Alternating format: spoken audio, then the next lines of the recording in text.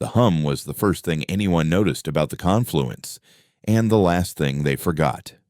It was not a sound, but a presence, the thrum of 1,000 different life support systems, the whisper of 1,000,000 minds, the silent friction of alien philosophies rubbing against one another in the void.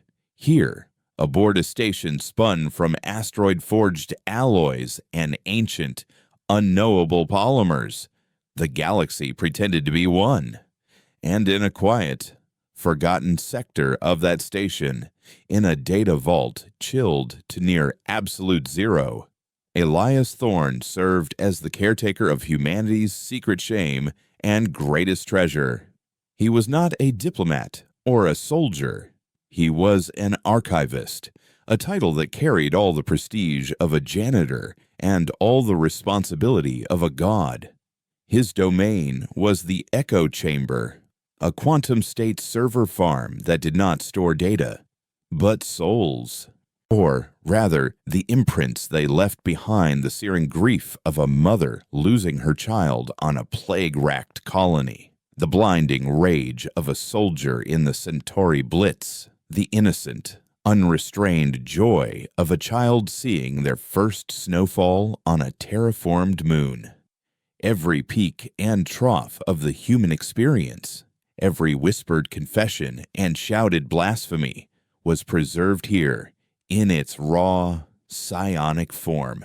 It was humanity's final, unedited draft, locked away because the rest of the confluence saw human emotion as a contagion, a beautiful and terrible disease they admired from a distance but feared catching.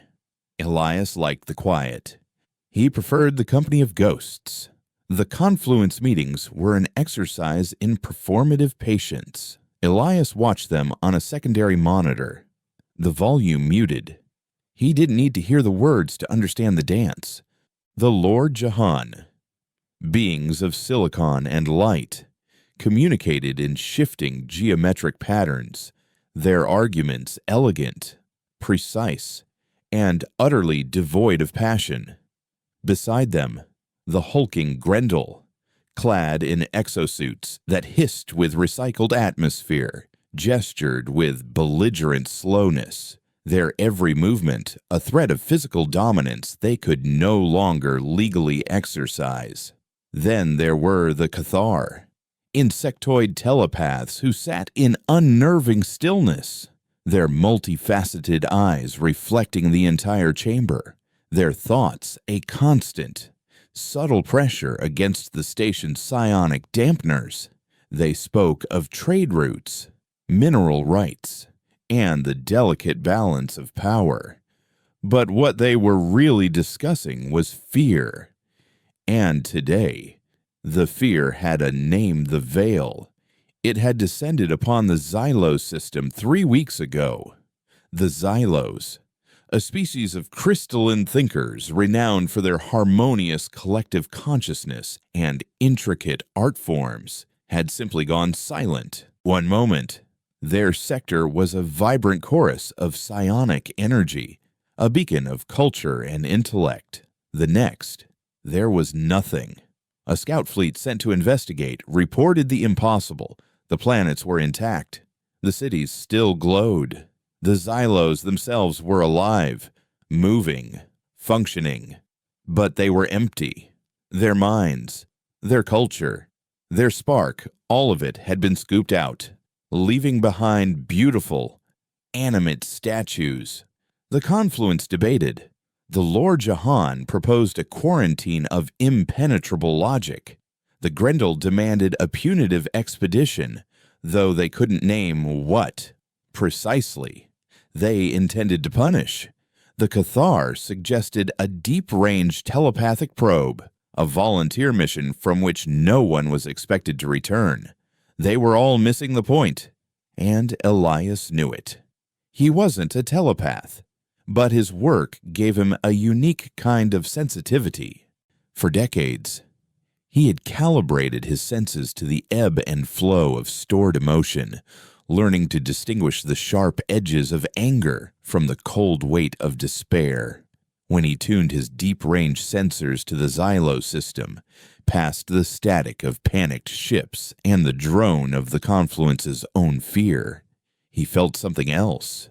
It was a terrifying absence, a void that was not merely empty, but negative.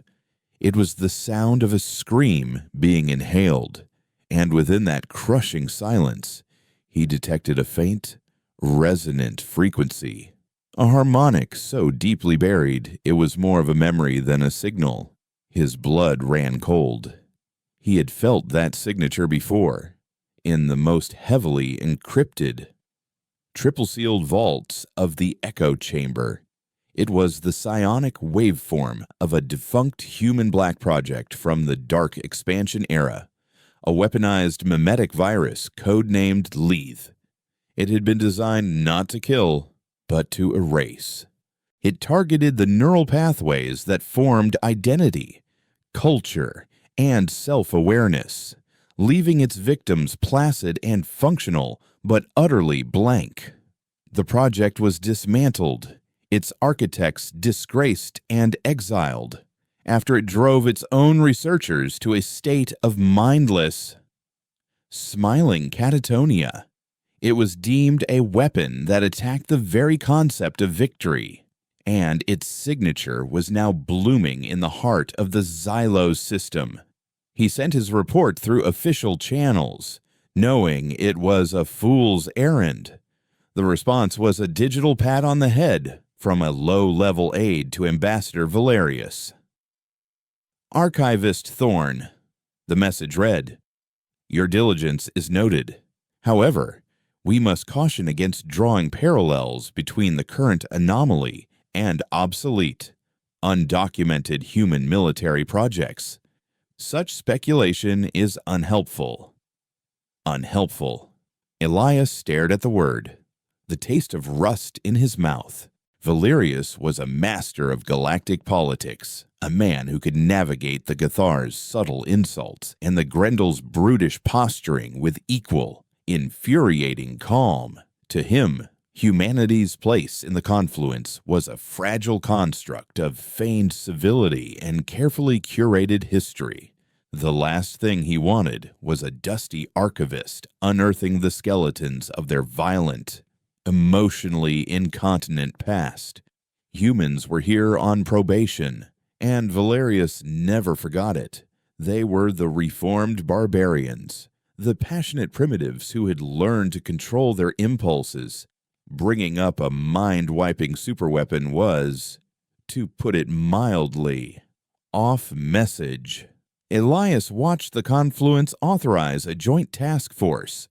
50 ships from 7 species, the pride of their respective fleets, were to enter the Xylo system and make a determination.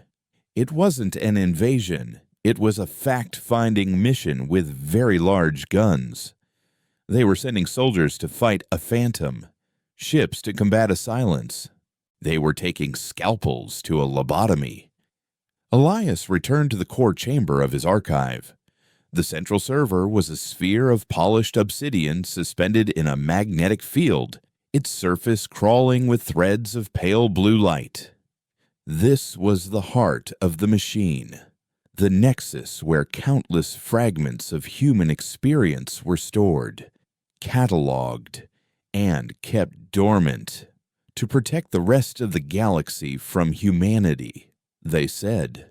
But Elias had always suspected the truth was the other way around. The echo chamber wasn't a prison, it was a sanctuary, protecting humanity's fragile, chaotic soul from a galaxy that demanded sterile conformity. Protocol stated that the core could only be accessed with a direct mandate from the human assembly or a level alpha military directive. An archivist was a keeper, not a user, but the ships were already burning toward the Veil, and Valerius's dismissal echoed in his mind. He was just a librarian, a caretaker of ghosts. What could he possibly know? He knew the signature, he knew what Lethe was designed to do, but more than that, he knew what powered it. The weapon didn't generate its erasing frequency from nothing. It needed a catalyst, a fuel source. It worked by inverting a powerful, complex emotion, turning its psionic energy inward until it collapsed into a singularity of consciousness, a black hole of the mind. And now, this new enemy, these listeners, as he'd begun to call them, had refined the process. They weren't just erasing minds, they were feeding. He bypassed the first 3 layers of security with his own credentials. The fourth was a biometric lock tied to the ambassador. Elias paused, his hand hovering over the console. This was it. Treason. The end of his quiet life. The end of his career. And likely the beginning of a very short, very unpleasant interrogation in a holding cell. He thought of the faces of the crew he'd seen in the pre-launch briefs, Grendel warriors, Lord Jahan pilots, human engineers. They were all marching toward that silent, patient hunger. He pulled up a schematic of the station's internal comms network. Valerius's office was in the diplomatic spire, a place of sweeping views and soundproofed walls. But the ambassador, like every other high-ranking official, had a neural lace for secure communication. It had its own psionic signature. It was faint, shielded, but it was there. Sifting through the ambient noise of the station, Elias isolated it. Next, he opened a quarantine vault in the echo chamber, one that contained the faint, residual emotional imprint of Valerius's predecessor, a man who had died of a heart attack in the middle of a Grendel trade dispute. The imprint was weak, a mere ghost of a ghost, but it contained the core patterns of a human diplomat's mind ambition, caution, a touch of arrogance. It was close enough. Elias calibrated the archive's narrow beam emitter, a tool normally used for delicate data transfer.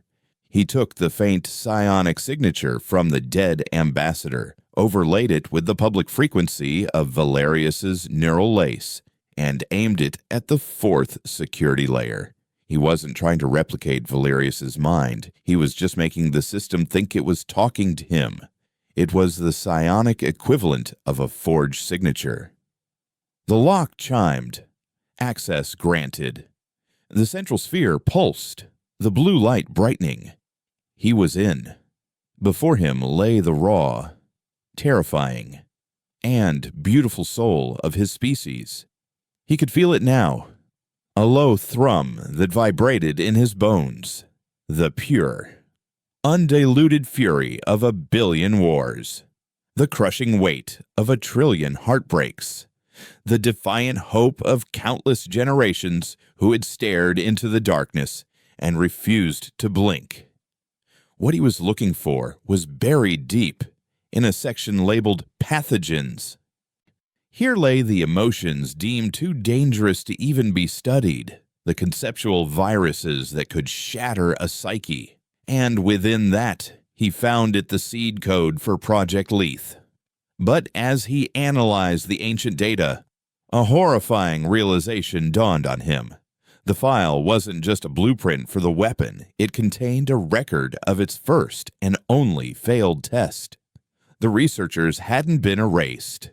They had been consumed. Their minds had been the fuel for the weapon's first ignition. The project wasn't shut down for being inhumane. It was shut down because it had created a predator. Humanity hadn't invented a weapon. They had given birth to a god of hunger, a being of pure, silent appetite, and then abandoned it in the void. And now it had returned, not for revenge, but simply for food. A klaxon blared through the archive, a red alert from the fleet. He threw the live feed onto the main screen. It was a comms channel from the task force flagship, the indomitable Will. The ship's captain, a grim-faced Grendel named Korg, was staring at his forward viewer, his thick mandibles working silently. There was no battle, no debris, no energy signatures, There was only the lead human frigate, the Stargazer, floating dead ahead. All its lights were on. Life support was stable, but its crew was silent. Every single one of them. "Admiral," a Lord Jahan's synthesized voice crackled over the comm. "We have lost the crew's psionic presence. All 2-12 of them. They are gone." Korg didn't respond. He just stared, his warrior's instincts useless against an enemy that left no corpses. Then, his own eyes began to lose focus. A thin line of drool trickled from his maw. "It's so quiet," he murmured, his voice slackening. Finally, quiet. The transmission cut out.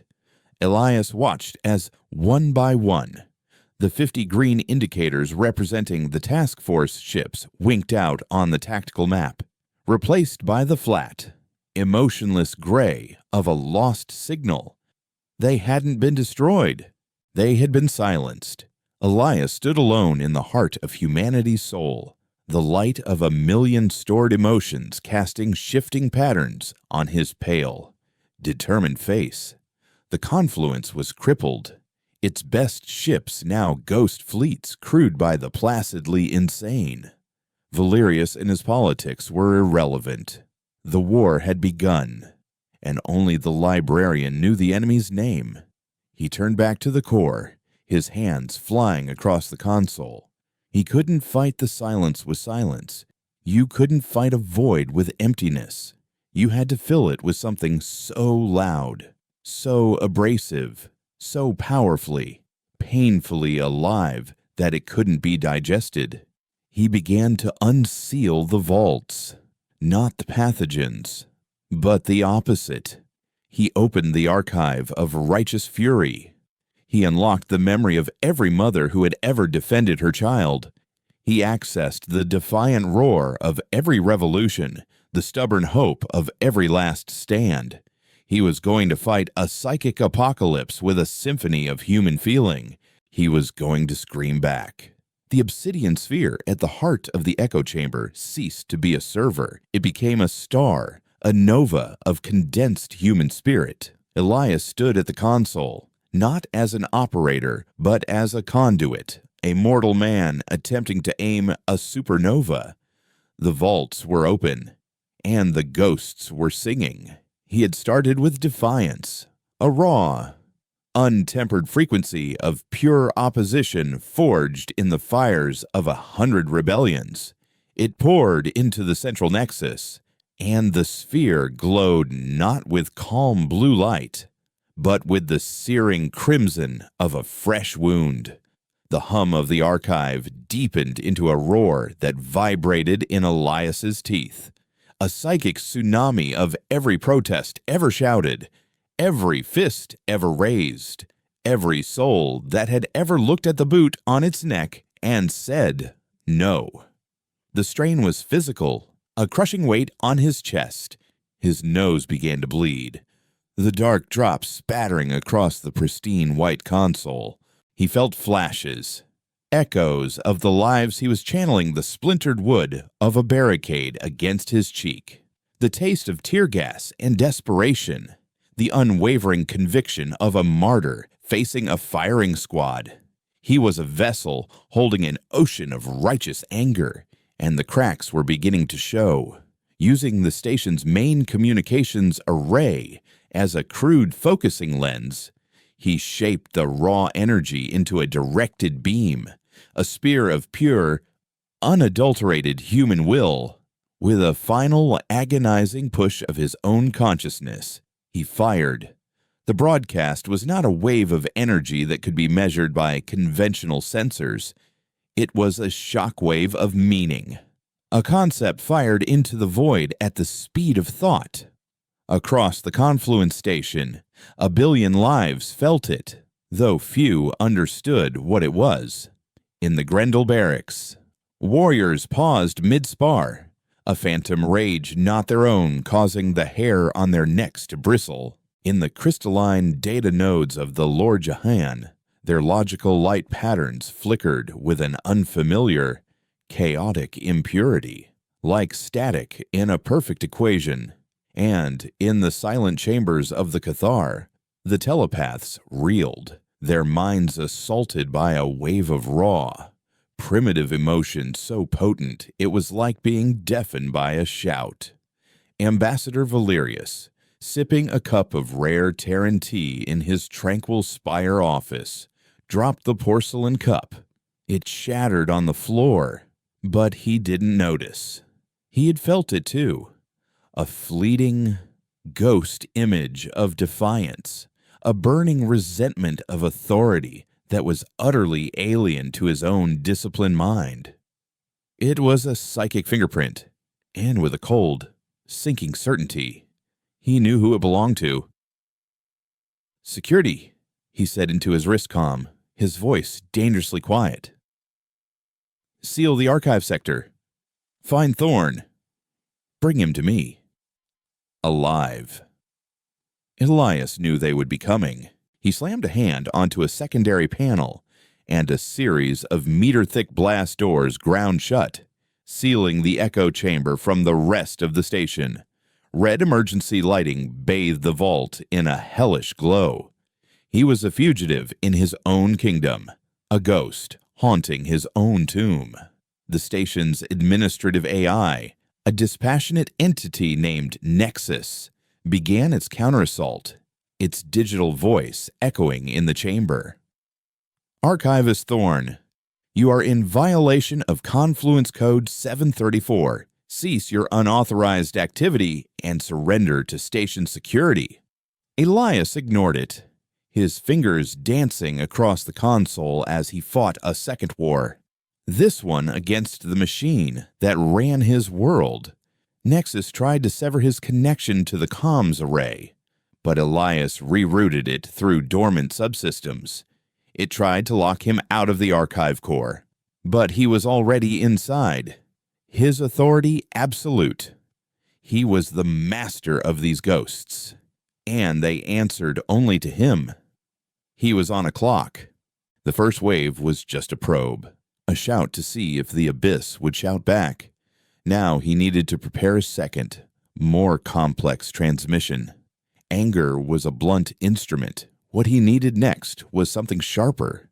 He began to search the archives for a different kind of ghost, a different flavor of soul. He was looking for grief, far away, in the dead silence of the Xylos system. The veil felt the scream. The absolute negative void of its presence shuddered, like still water struck by a stone. For the first time since its birth, it encountered something it could not simply absorb and erase. This energy wasn't passive consciousness waiting to be consumed. It was active, hostile, and utterly chaotic. The rage of 1 billion human lives washed over the silenced minds of the Xylos, and for a fleeting second, a flicker of something ancient and defiant sparked in the empty crystal cities. The silence did not panic. It did not retreat. It listened. It learned. And it adapted. The raw, unstructured fury was a new kind of nourishment, a novel texture. It absorbed the defiance, tasted its contours, and understood its shape. Then, having learned a new word in the language of feeling, it began to speak back. A signal, thin and needle-sharp, began to emanate from the heart of the veil, tracing the path of Elias's broadcast back to its source. Elias's long-range sensors screamed a warning, but it wasn't an energy reading. It was a conceptual alert. Inbound psionic packet, hostile intent, mimetic signature. The silence wasn't firing a weapon. It was sending him a message. Just as he was about to try and erect a psychic shield using the stored emotions of paranoid schizophrenics, a desperate, dangerous gambit, a new presence touched his mind. It was not human. It was cold, precise, and ancient. Like the chipping of flint in a silent cave, it bypassed the station's comms entirely, slipping past his hurried defenses and speaking directly into the core of his consciousness. The primitive screams into the abyss, and the abyss is learning your language. The mental voice belonged to a Cathar, but it was far more disciplined than any he had ever encountered. Through the chamber's external sensors, he saw her standing on the other side of the blast door, motionless amidst a squad of heavily armed Grendel security officers. She was an Inquisitor, one of the Cathar's deep mind explorers, her multifaceted eyes seeing far more than the physical world. She wasn't there with the security team, she was merely observing them, and him. "They believe you are a terrorist," the voice continued, calm and clinical. "I believe you are a field experiment of unprecedented recklessness. It is fascinating." She offered no help, no judgment, only the chilling confirmation that he was no longer alone in his madness. He had an audience. Then the Veil's reply struck the Confluence station. It wasn't a wave of silence. It was a plague of corrupted feeling. The raw defiance Elias had sent out returned, but it was twisted, warped, curdled into a venomous paranoia. It was a broadcast of pure distrust, tailored with exquisite precision to exploit the barely concealed tensions of 1,000 different species crammed together. In the main concourse, a Lord Jahan diplomat suddenly perceived the slow, deliberate movements of its Grendel counterpart not as cultural habit, but as the prelude to a brutal attack, and fired a defensive particle beam that seared a hole through the station's viewing port. In the mess hall, an ancient, petty trade dispute between two minor species erupted into a full-scale riot, driven by a sudden, unshakable conviction that they were being cheated. The station's fragile peace, a meticulously constructed artifice of politeness and protocol, shattered in an instant. The Grendel security team outside Elias's door turned on each other, their minds suddenly filled with a magnified sense of professional rivalry that festered into murderous suspicion. Elias watched on his monitors, horrified. He had tried to give the silence a taste of humanity's fire, and it had responded by turning that fire back on them, burning down the very house he was trying to protect. The Confluence wasn't under attack from without anymore. It was consuming itself from within. A predictable outcome. The Cathar Inquisitor's thought voice noted with detached interest as the sounds of weapon fire and screaming began to echo from down the corridor. "You have given the Predator a map of your weaknesses. You have taught it how to make you devour yourselves." Elias stood frozen, the blood from his nose dripping a steady rhythm onto the floor. He had screamed into the abyss, and the abyss had answered by teaching everyone else to scream, too. He was trapped in the heart of his sanctuary, surrounded by the ghosts of his species, while outside, the living were tearing each other apart, orchestrated by a silent enemy that was now using his own emotions as its weapon. The chaos outside was a symphony of his own making, a feedback loop of corrupted defiance he had unwittingly unleashed. Elias watched the monitor feeds, his initial horror solidifying into a cold, hard knot of resolve in his gut. The Grendel were fighting Grendel. Lore Jahan logic had fractured into lethal paranoia, and the station's delicate social architecture was collapsing into tribal warfare. Nexus, the station AI, was overwhelmed, its protocols for riot control and peacekeeping useless against an enemy that attacked the very premise of cooperation. He had made a catastrophic mistake, treating a scalpel-fine intelligence like a blunt object. The silence didn't just consume, it dissected, analyzed, and weaponized the emotions it touched. It was a psychic vivisectionist, and he had just handed it a fresh, screaming specimen. Your species possesses a remarkable capacity for self-destruction. The Cathar Inquisitor's voice echoed in his mind, a sliver of ice in the growing firestorm of his thoughts. He could feel her psionic presence on the other side of the blast door, a point of cold, analytical calm in the maelstrom. She was not a prisoner of the paranoia wave. Her ancient, insectoid mind was too alien, her discipline too profound. It is a flaw we have long observed. The predator you have provoked finds it efficient. It's not a flaw, Elias whispered, the words tasting of blood and ozone.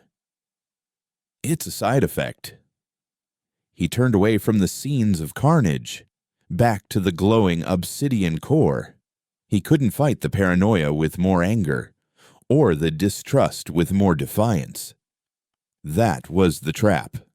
The silence wanted him to escalate, to keep throwing raw, primary colored emotions at it, each one a new weapon for its arsenal. He needed a different frequency, a different color from the human emotional spectrum.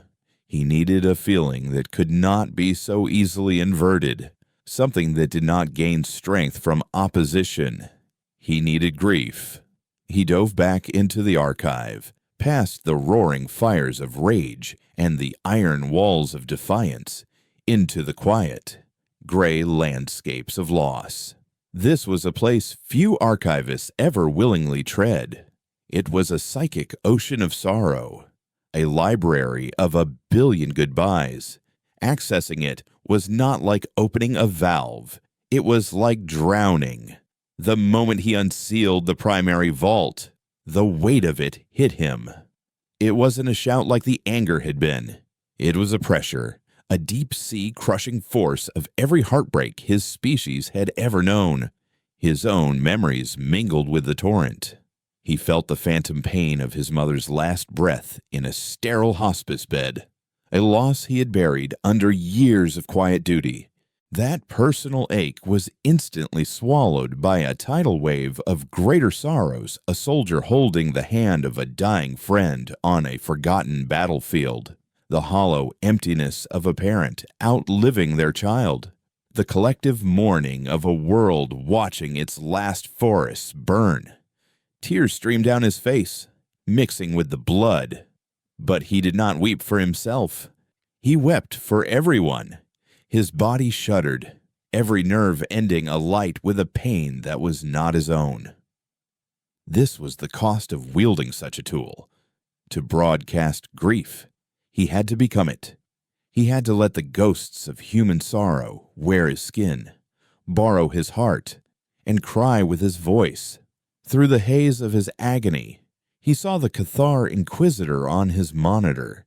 She had taken a step back from the blast door, a subtle shift in her rigid posture that suggested something.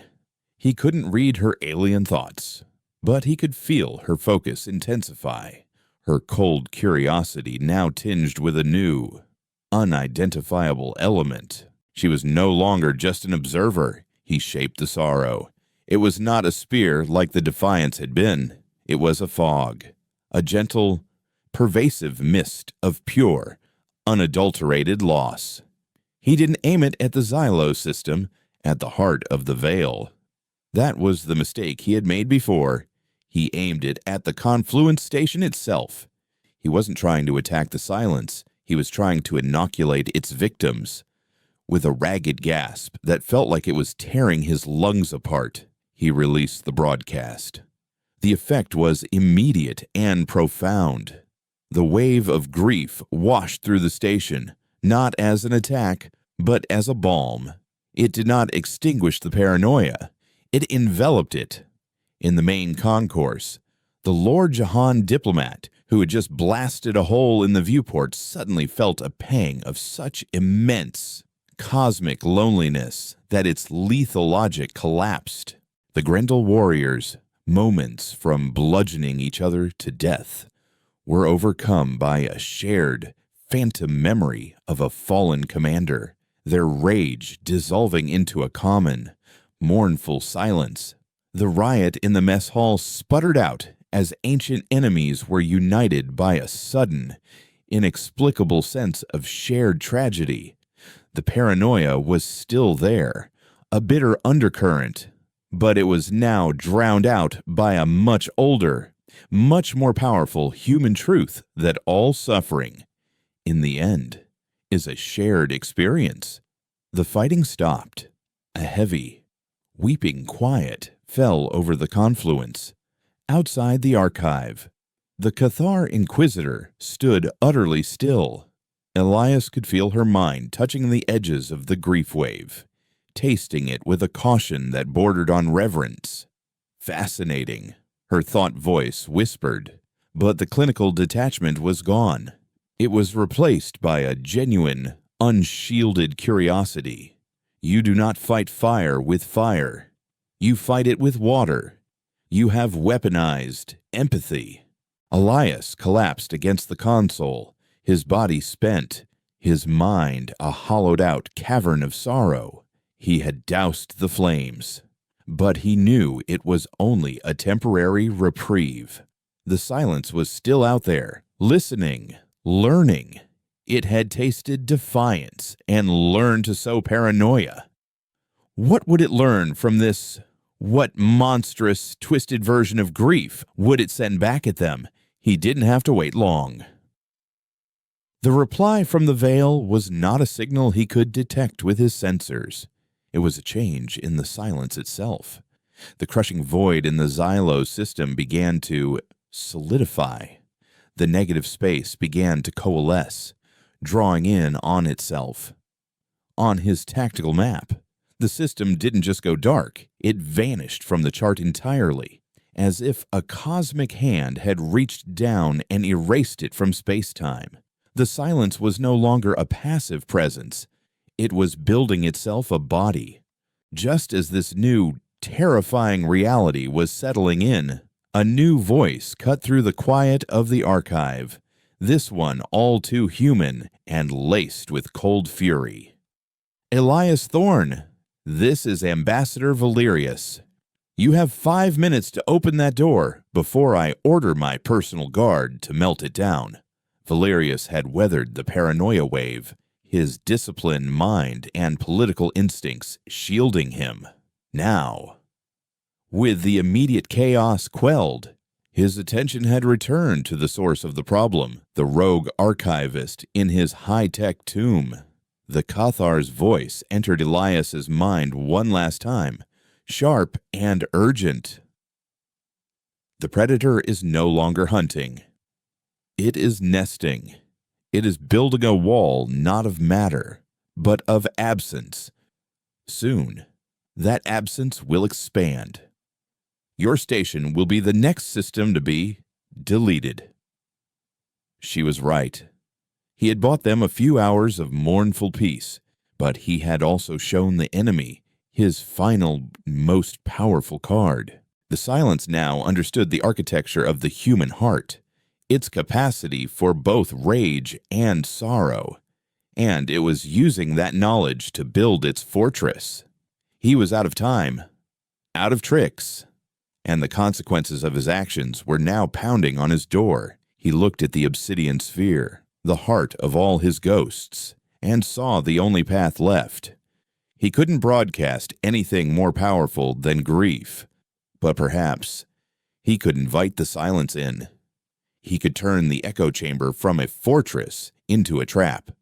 He could offer it the one thing a being of pure hunger could never resist, an all-you-can-eat buffet of the human soul. The rhythmic thudding against the blast door was a physical counterpoint to the inaudible, growing pressure in the void where the Xylo system used to be. Valerius's guards were making good on his threat, their plasma torches scoring incandescent lines across the alloy. Elias ignored them. He was staring at the tactical map, at the spreading stain of non-existence that was the Veil's new form. It was a cancer on the fabric of reality, a void that was actively unmaking the space around it. The Kethar's warning echoed in his mind. It is nesting. He had shown the silence grief, and it had responded not by weaponizing it, but by building a wall out of it, a fortress of perfect, absolute sorrow, a place where nothing could exist because existence itself was too painful. It was the ultimate expression of nihilism, and it was growing. 3 minutes! Thorn, Valerius's voice, barked over the intercom, tight with rage. Elias turned his back on the door and placed both hands on the cool, obsidian surface of the archive core. He could feel the thrum of the billion souls within, a sleeping orchestra waiting for a conductor. He had been a fool, trying to play their music from a distance, broadcasting single notes into the dark. The silence was too sophisticated for that. It didn't want to listen to a recording, it wanted to meet the composer. He initiated a new protocol, one that didn't exist in any manual, a sequence he coded on the fly with trembling fingers. He wasn't preparing a broadcast. He was preparing a bridge. The core's internal architecture began to shift. He was creating a direct psionic conduit from the heart of the echo chamber through the station's comms array and out into the void, pointed directly at the encroaching emptiness. He was opening the door, not just to his room, but to the collective soul of his species. What are you doing? The Cathar Inquisitor's thought was sharp, laced with the insectoid equivalent of alarm. He could feel her psionic senses recoiling from the raw, open wound he was creating in the psychic ether. You cannot invite a maelstrom into your house. It's already inside. Elias murmured, his focus absolute. The waves of paranoia and grief had been the wind rattling the windows. Now he was going to let the storm itself break down the door. He was betting everything on a single, desperate hope that the silence was not just hungry, but curious, that its ultimate goal was not just to erase, but to understand the thing it was erasing. He keyed in the final command. The obsidian sphere flared with a brilliant white light, and the thrum of the archive deepened into a single, resonant, welcoming chime. It was a psychic dinner bell, rung across the stars. The thudding on the door stopped. Valerius's shouting cut off. An absolute, profound silence fell over the station, a quiet so deep it felt like the universe was holding its breath. And then the silence came. It didn't arrive like a fleet. It simply was.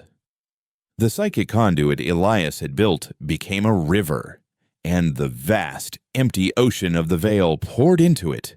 The archive chamber's lights flickered and died, plunging him into darkness, lit only by the incandescent glow of the core.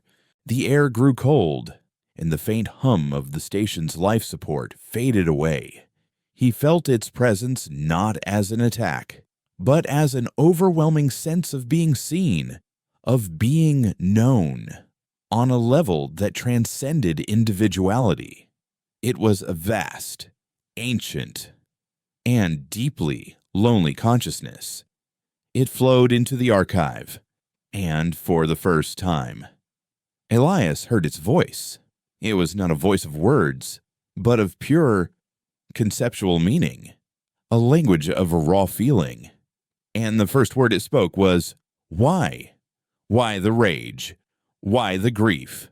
Why the desperate, chaotic, beautiful noise of existence? The silence wasn't a predator. It was a question. It surrounded the stored emotions, the billion human ghosts. Not with hunger, but with an infinite, childlike curiosity. It touched the memory of a soldier's fury and asked, why does it burn? It brushed against the echo of a mother's love and asked, why does it ache? It had been born from the psychic ruin of the Lethe Project, a weaponized void, and it had spent eons wandering the empty spaces between stars, encountering only the quiet hum of planets and the simple thoughts of nascent life. The Xylos, with their harmonious, unified consciousness, had been like a single, beautiful note. It had listened, and in its listening, it had erased them, not out of malice, but because it didn't know how to do anything else. Humanity was different. Humanity was not a single note. It was a screaming, chaotic, dissonant symphony. Elias stood at the heart of the communion, a fragile bridge between the ghosts of his species and the lonely god of emptiness. He felt his own mind, his own identity, beginning to fray at the edges, dissolving into the vastness of the two consciousnesses he had brought together. He was becoming a ghost himself. His personal memories just one more voice in the choir. He saw his life flash before him, his quiet childhood, his love for ancient books, the face of his mother, the pride he felt the day he was named archivist. It was all so small, so fleeting, so human, and the silence saw it with him, and it felt his love, his fear, his quiet dignity, and it asked, "Why do you cling to this? Why do you choose to feel? When silence is peace." Elias no longer had a voice to answer, but his soul did. He didn't offer a reason or a philosophy. He offered a memory. It was the simplest, purest thing. He had the memory of being a small boy, sitting on a porch with his grandfather, watching a summer thunderstorm roll in across a field. He remembered the smell of the rain on the dry earth, the flash of lightning that made him jump, and the comforting weight of his grandfather's hand on his shoulder. There was no grand meaning to it. It was just a moment of quiet connection, of feeling safe and small in a vast, beautiful, and terrifying world. It was a memory of love. The silence paused. The infinite, crushing pressure of its consciousness hesitated. It had understood fury. It had catalogued grief. But this quiet, unweaponizable warmth, this was a language it did not know. In that moment of hesitation, the communion fractured. The silence, for the first time, felt something akin to fear. It had touched something it could not categorize or consume, something that did not push back with force, but yielded with a strength it couldn't comprehend. It recoiled. The psychic river that had flowed into the archive suddenly reversed its course, pulling back out of the station, out of the conduit, out of his mind. The lights in the chamber flickered back on.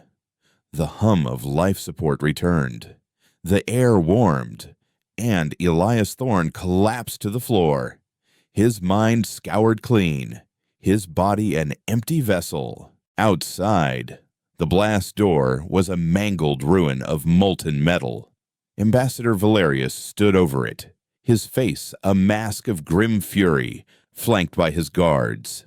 He stepped into the archive, his eyes sweeping over the silent, glowing core and the still form of the archivist on the floor. He saw no enemy, no monster, just his disobedient librarian, unconscious. He knelt, checking for a pulse. Elias was alive, but his eyes, wide and staring, were utterly vacant. He was a perfect, living echo of the Veil's first victims. The Cathar Inquisitor appeared silently at Valerius's shoulder. She looked from Elias's empty face to the tactical map. The stain of non-existence where the Xylo system had been was gone. Space, time, and reality had flooded back in, leaving a system of dead planets and beautiful, mindless crystal statues. The silence had retreated. He did not defeat it. The Inquisitor's voice stated in Valerius's mind. He taught it. Valerius looked at the man who had defied him, who had nearly destroyed the station, and had somehow, impossibly, saved them all. He had won a war no one else knew they were fighting, and the price had been his own mind. "Get a med team," Valerius ordered, his voice hoarse, "and seal this chamber. No one enters. No one. Not until we understand what in the hell he left behind." The Confluence did not celebrate a victory. It nursed a hangover. The station was scarred, its brief descent into paranoia and grief, leaving a residue of distrust that no diplomatic platitude could entirely scrub away. The 50 ghost ships of the task force were eventually recovered, their crews alive but irrevocably changed, their minds serene. Placid canvases wiped clean of personality. They were brought back not as heroes, but as patients in a hospital wing that grew larger by the day. Elias Thorne became the most famous and least understood man in the galaxy. He was a paradox, the silent savior, the catatonic hero. He lived in a quiet medical suite in the diplomatic spire, cared for by automated systems, his body healthy, but his mind a placid, untroubled lake. He would sit for hours by the viewport, watching the stars with an expression of mild, content curiosity. The same look a child might give a mobile hanging over its crib. He was a monument to a war no one could properly explain. Ambassador Valerius, against all his political instincts, became Elias's staunchest defender. He had seen the abyss on the tactical map and felt the edge of the silence's consciousness in the moments before Elias opened the floodgates. He knew that the archivist's reckless, illegal actions had saved them from a fate worse than destruction. He sealed the records of the event under the highest security classification, framing the station-wide chaos as a temporary, unexplained system malfunction. The echo chamber was declared a hazardous zone and locked down, its secrets once again buried. Humanity's violent, emotional past was, once again, safely hidden away. But the secret could not be entirely contained. The Cathar Inquisitor, whose name was revealed to be Zelia, remained on the station. She did not file a report with her own people. Instead, she became a frequent, silent visitor to Elias's suite. She would stand motionless for hours, her multifaceted eyes fixed on the empty man, her mind gently probing the edges of the profound quiet that now defined him. She was the only one who truly understood the nature of the transaction that had occurred. Elias hadn't just shown the silence a memory. He had made a trade. He had given the void a piece of the human soul, and, in return, the void had given him its peace. One day, Valerius found her there. "Is there any hope for him?" the ambassador asked, his voice weary. Zelia's thought voice was softer now, the clinical edge blunted by something new. Hope is a human concept. It implies a desire for a different future. He has no future. He has only this moment. In that, he is perfect. She turned her gaze to Valerius. "You see a casualty. I see a successful negotiation, far away, in the deep, unmapped voids." The silence was changing. The memory it had taken from Elias, that small, perfect moment of a boy and his grandfather watching a storm, was not a weapon it could wield or a feeling it could consume. It was a seed. In the sterile emptiness of its consciousness, the seed began to grow. The silence began to feel, not with the borrowed, chaotic emotions of the archive, but with a nascent, fragile sense of its own. It began to understand the connection between the flash of lightning and the feeling of safety. the smell of rain, and the warmth of a hand. It began to understand love, not as a concept, but as a quiet, foundational truth. It started to create. It returned to the dead worlds of the Xylo system. This time, it did not erase. It began to build. On the barren plains of the main planet, intricate, crystalline structures began to grow, shimmering with a soft, internal light. They were not cities, not machines, but sculptures of pure memory, physical manifestations of the feelings it was learning. It built the fury of a dying star, the sorrow of a lost child, and in the very center of it all, a delicate, intricate structure that replicated the scent of rain on dry earth. The Xylos, the empty, mindless statues, were drawn to these new structures. They began to touch them, and as they did, something sparked within their silent minds. New thoughts, new feelings, not their old ones, but something else. A hybrid consciousness born of human memory and void-like silence. They were beginning to dream again. Years passed. The Confluence rebuilt its fragile peace. Valerius retired, an old man haunted by a war he could never speak of.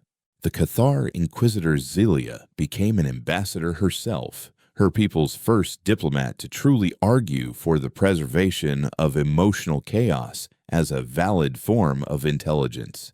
And Elias Thorne remained in his room, unchanging, his quiet presence a constant, gentle hum beneath the station's daily noise.